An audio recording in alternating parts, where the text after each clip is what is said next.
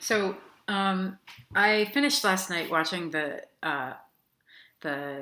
Zizek and Peterson debate, and I guess I generally liked it. I mean, I liked the fact that it wasn't so much a debate and that it showed what kind of under, common understanding is possible when you don't take a completely combative approach to having a discussion. So that was refreshing in a lot of ways. I hadn't really studied much about Zizek, and I had studied quite a bit by study, watching a lot of crap on YouTube, actually, and reading a fair amount of articles about Peterson, and more as kind of like a morbid fascination with what Peterson is and why he became um, such a social phenomenon. What kind of social tension is he the lightning rod for? So anyway, a couple of things that struck me about the debate were that both Zizek and Peterson were all too happy to dismiss identity politics. I didn't really know Zizek's position on identity politics, so I guess maybe I shouldn't be surprised, but it did strike me as a little ironic, that you have these two white guys that are like, oh, identity, what is it? Doesn't matter. Um, and then I since looked up a little bit more about Zizek and where he stands generally on all of this, and stumbled on a video of him with Kathy Newman, where he's describing that this trans toilet issue is just a power play, just an identity crisis, and that if they have a problem, they can just use a third toilet. And that struck me as especially tone deaf, and it gave me a more clear understanding of where Zizek stands or how deeply he thinks through that particular issue.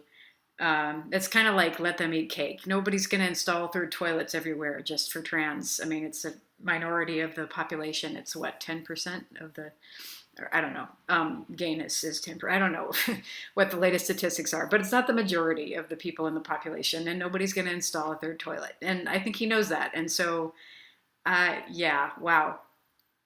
So that kind of leads me to, I don't know, a depressing conclusion about this debatosphere, and something that I've really thought before, but this also brought it forward, which is, man, we constantly have these white guys, and there's a bunch of people probably in the audience that are women, probably white women, but that are all too happy to have these two as the kind of thought luminaries, and it's like, man, we can't seem to do better than that. Like, I, there's no female thought leaders, like, or they're just not eccentric enough to grab our attention. They're not theatrical enough. These are all kind of just open questions that I have. There is kind of a funny phenomenon of like women in politics historically for good reasons, and certainly, African Americans and women, all kinds of minorities, not, but especially women, actually, not kind of owning their shadow side, like not being, I'm guessing, not being socially allowed to say, yeah, who knows what I might do? I'm a this, I'm a that, and you kind of get social cred for being this evasive kind of person. Um, I think my observation as somebody who's nearly 50, is that kind of thing is not so much allowed, hasn't been, at least, for women. So that's why it hasn't come about. But man, I think it's time, um, for some women to own their shadow side and come up and be the interesting character for one of these goddamn debates, because I'm kind of bored, I have to say, with the two white guys. Anybody, like, any color of woman, just a woman. Um, I don't know. Yeah, I know that's more identity politics, but I want to see something that kind of looks like me, or that even, fuck that, like something that's just different. I mean, it's always the same kind of template.